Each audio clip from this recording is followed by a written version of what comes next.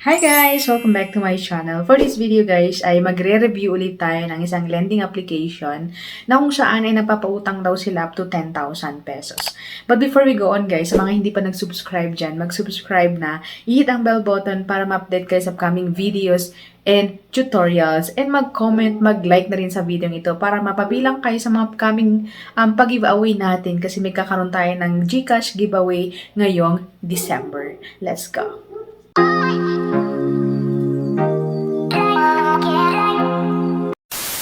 Welcome and welcome back to my channel. So in this video nga guys is magre-review tayo ng isang lending application na nagpapautang daw sila up to 10,000 pesos. And ayon sa kanilang application guys, sabi dito, one-click application is more convenient.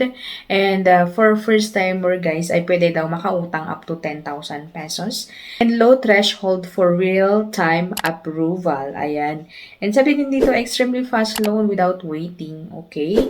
And ayon din sa kanilang application ay sabi dito, loan up to 10,000 pesos nga. And loan term ito, 91 days to 121 days. Ayan. So, ang loan application na ito guys ay si WeLoan Peso Quick Loan na powered by WeLoan Pro. And meron silang 4.5 na stars and 3,000 reviews. Okay? So, let's check it on and let's see kung okay ba talaga ang application na ito. Kasi sabi sa kanilang application guys na extremely fast loan waiting. So, tignan natin kung talaga nga bang fast ang application na ito guys. So pagbukas natin ng application na ito ay makikita natin dito yung permission description sa ating SMS, camera, location, phone number, or mobile device. Ayan. So agree natin para makapush through tayo sa application na ito. Okay? Next thing is we allow yung location natin, yung SMS, storage, and anything else dyan. Kasi lagi naman itong itinatanong sa atin pag mga application sa cellphone. Okay, so allow lang natin guys. And after that guys is makikita natin yung pwede daw natin na ma-avail sa kanila. So sabi dito, maximum loanable amount, 10,000 pesos and daily rate is at least 0.08%. So, tap natin yung borrow para ma-check nga natin, okay? Pagka-tap natin ng borrow now, guys, ay makikita natin dito na we can log in daw through Facebook. Ayan. So, login with Facebook. But then, sa baba niya is login with phone number. So, okay, so login. Ayan, login with phone number. So, ilalagay natin ang phone number kasi magsesend ng OTP and then register or login. Ayan. After which, guys, is dito, balik ulit tayo sa dashboard nila. So, tap ulit natin yung borrow now. Ayan. And after which, guys, ay makikita natin dito na pwede daw tayong kumita. Ayan. Pwede daw tayong magka-reward kung i-share daw natin yung application na ito. So, share your link to invite new user and get reward. Ayan. Pero for me, ay hindi ko na lang pinansin yun. So, cross out. Ayan, para makapag-push through tayo. Okay. So, after which guys, sabi dito, are you design non-financial business and profession? No na lang para go na tayo sa application, okay? After which, guys, is tatanungin na yung mga information natin, yung mga basic information, like our first name, middle name, and last name. Yung mga nilagay po natin daw dito is yung SIN sa ating ID. Kung anong nasa ID, ay yun ang ilalagay natin dito, alright? And then yung date of birth natin, gender, ayan. And next ay yung sa personal information natin, like yung current address, ayan, detailed address, civil status, and housing status. And next is yung income natin. Ayan, how many bank card do you have? So, tatanungin din yun guys. And how many credit cards? Ayan, so paramihan ba to te? Okay, and then email address, do you have job? And then yung other phone number. Pero optional daw yun guys. So, huwag na nating ilalagay pag mga optional ang ano dito. So, social media account. So, optional din. So, pass. Ayan. Next thing is yung contact information. So, sila ay nangangailangan ng dalawa lang. Dalawa lang na contact reference dito. Okay? So, ilagay natin ng relationship and ano to? Sabi dito, click plus to get or enter your name. Okay. So, yung name, parang kakaiba kasi dito guys, sorry. Okay, so yung name ng contact reference, ayan. So, next naman is yung identification. So, sa identification guys, kailangan nila ng ID is yung UMID ID, Train ID, Driver's License, Social System or SSS ID, Passport Postal, ayan, PRC, GSIS, Voters, Philippine ID or PIC ID, Philippine Health Identification Card, ayun. And then NBI, then National ID card, okay? So, ilagay natin ng ID card or ID number and then pa-picture ni Mayor. So, picture natin yung ID natin and then yung pa-selfie. Okay? So, upload natin yung ID and then of course yung ating selfie and then click next. Okay? So, click next natin and makikita natin dito na please confirm that ID number is and correct. So, i-verify pa daw natin kung okay kung okay yung ID na nilagay natin. Baka mamaya mali pala, ganun. After which guys, sabi dito, for transaction security and user verification, you need to bind your mobile number. When verifying, you need to send a message after we receive your verification text. Okay, so meaning may pa-verify. Okay? So, lagyan natin ng phone number and then they will send a verification code. Kasi sabi dito, device verification code. So, kakaiba to guys. For transaction security and user experience, you need to bind your mobile number and device. So, you need to send 8 asterisk and then 8806 number sign. Tapos may binigay silang number. So, ayan dyan sa screenshot guys. And then, magsasend ka daw ng text sa number na ito for what reason. Hindi natin alam. And then, click natin yung verify now. Okay? Pag nag-send na tayo ng ganun guys, sa number na yon is enable na itong submit information. So, pwede na natin i-submit ang information natin sa system nila. Okay? So, submit information and sabi dito na your data has been put into the queue for review. So, under review ang ating application. Pero for me guys, ay sa dami ng kanilang kinuhang information at mga hindi kailangan like yung device verification whatsoever dito is hindi ko po maire-recommend sa inyo. And luckily guys, hindi po tayo approve sa application na ito. Kasi nga, hindi natin alam kung bakit. Parang kinuha lang nila yung information natin. Ganun. And then, ano tong pasend sa number? Hindi natin alam, guys. So, mas maganda nga talaga na bago tayo pumasok sa isang lending application, ay manood tayo ng mga reviews tulad nito guys. Para hindi tayo agad-agad or hindi tayo nagbibigay ng information basta-basta sa mga system na to. So, ganun guys. For me, hindi ko ma-recommend ang WeLoan application na ito guys. And sa mga nakaranas dyan or nakapag-loan na sa WeLoan, please comment down below kung ano pong naranasan nyo. Para maliwanagan din kami and para baka maganda nga talaga tong WeLoan na ito. Baka ako lang talaga ang reject sa application na ito. So, ayun guys, si WeLoan and I hope na nakatulong sa inyo sa mga nagbabalak na mag-loan dyan. And I hope na sa mga nagbabalak ay nasa inyo guys kung gusto nyong i-try pa rin para masubukan din ninyo or hindi. So, ayun guys, and thank you for watching and I hope to see you on my next video. Bye! Welcome and welcome back to my channel. So, in this video nga guys, is magre-review ulit tayo ng isang lending application na nagpautang sa akin. So, ayon sa kanilang application guys, sabi dito, 2,000 to 50,000 daw ang pwede nating ma-loan sa kanila. And ayon sa kanilang application is, sabi dito ay 2,000 or 20,000 pesos ang pwedeng ma-avail ng isang first-timer sa kanila. And ayon din sa kanilang application guys ay 150 days to 180 days ang loan term nito. Okay? And reliable cash loan provider daw sila.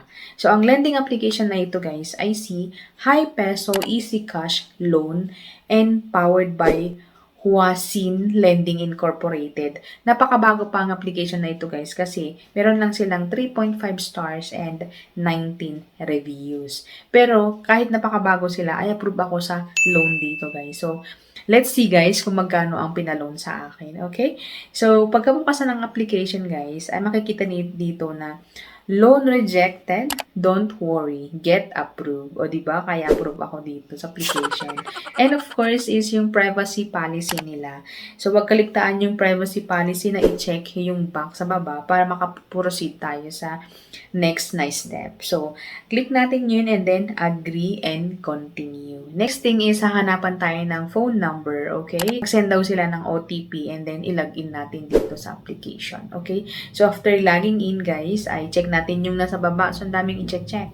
By login, agree to privacy policy, okay? So, click natin yun and then next na, okay? So, allow HiPeso to take pictures and record video. So, allow lang natin yun guys. Or, allow natin yun guys para makaproceed tayo. So, syempre yung manage phone calls, ayan. So, dati na yun sa mga application na yan guys. So, hindi na to bago. So, allow lang natin guys para makapag-proceed tayo sa next na step. Okay. So, next is makikita natin dito yung dashboard nila. Sabi dito, empower your lifestyle, loan anytime, anywhere. Ayan. And maximum loan availability sa first timer guys is 20,000 pesos daw. And sabi dito, complete the application and get evaluated to get the approved amount.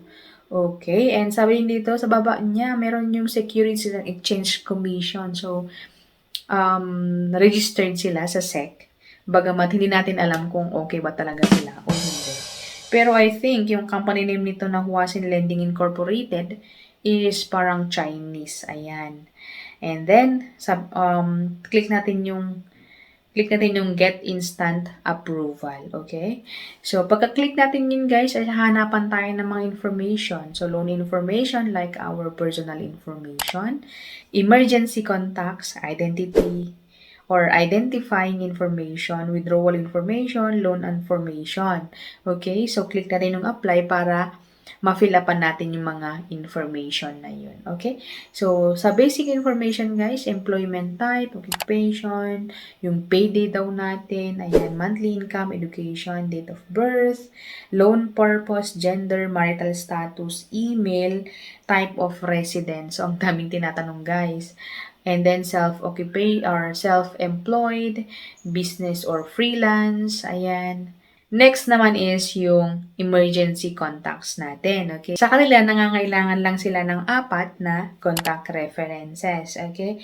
So, input lang natin yung relationship, name of person or contact person, and then phone number, and then next step.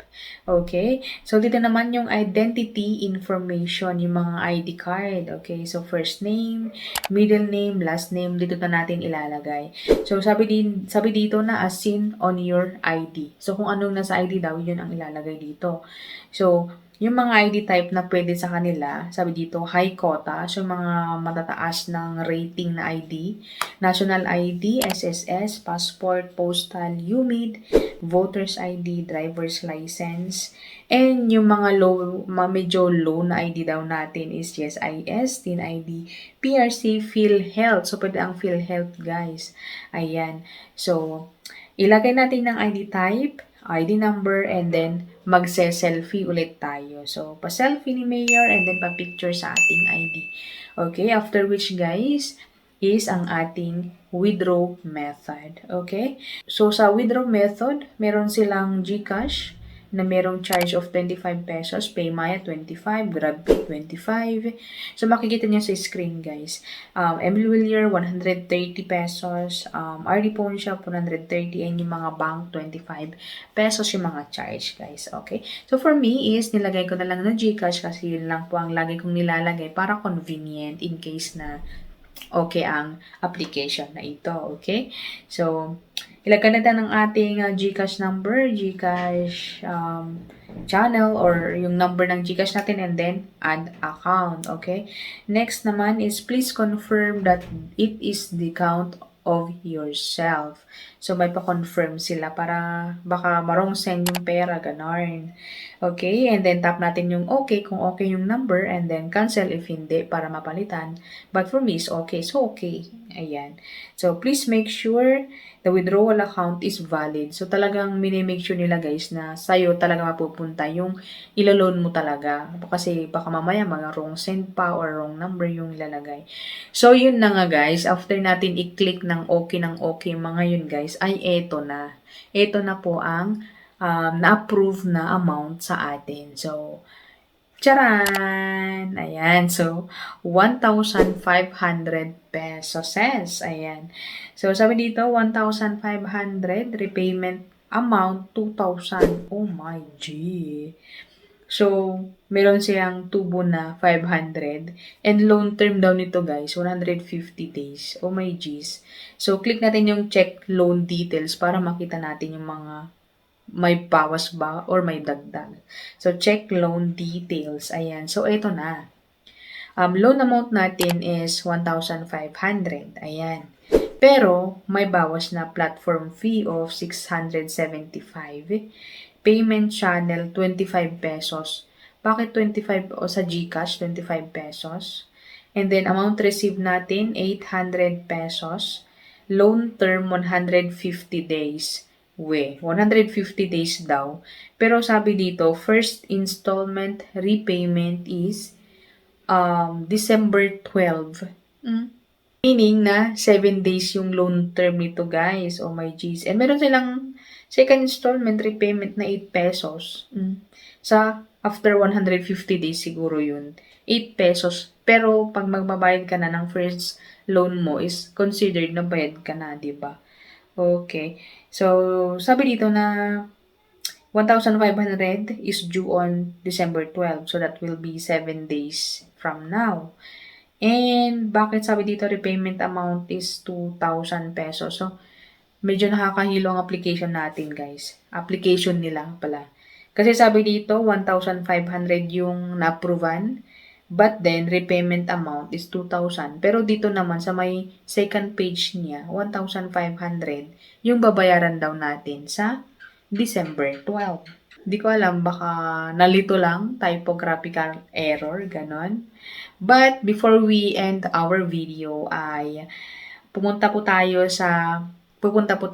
sa application or sa Google Play Store, and nakita ko guys na ang daming nagreklamo, ang daming negative na reviews dito sa na malaki nga daw ang kaltas. Maliit ang makukuha, malaki ang kaltas. Ganon. So, ayun guys, si Hi Peso. And I hope na nakatulong ang review na ito sa mga nagbabalik dyan na mag-loan sa kanila. By the way guys, is madali naman silang pag-applyan, approve agad ang loan natin. Ang kaso nga lang, malaki talaga ang kaltas, and most especially ay 7 days po ang loan term nito. So, hindi ko po nire-recommend, bagamat nasa inyo guys kung gusto nyo pa rin subukan. So, ayun guys, ang aking review for today, and I hope na nagustuhan nyo.